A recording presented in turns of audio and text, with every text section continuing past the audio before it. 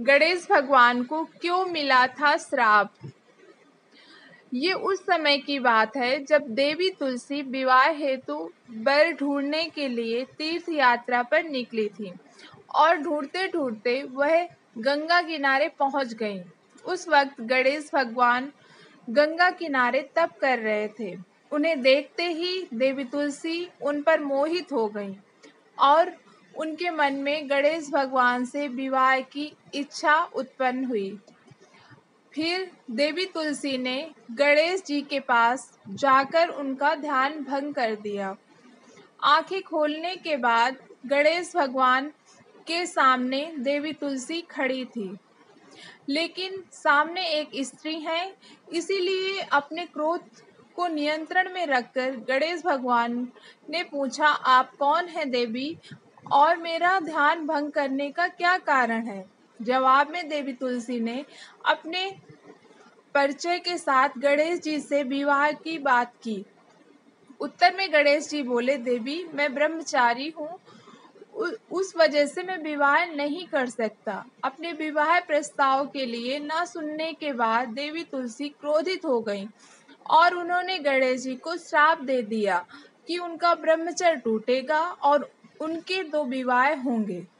इस बात पर गणेश भगवान भयंकर क्रोधित हो उठे, क्योंकि एक तो वो स्त्री हैं, इसीलिए ध्यान भंग करने पर भी गणेश जी ने कुछ नहीं कहा और इतनी विनम्रता से बात करने पर भी उन्हें श्राप दिया गया।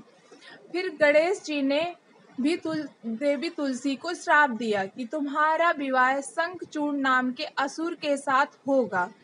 एक देवी होकर भी उनका विवाह एक राक्षस से होगा। ये जानकर देवी तुलसी विचलित हो गई और विनायक जी से इस कठोर श्राप से मुक्ति दिलाने की क्षमा याचना करने लगी।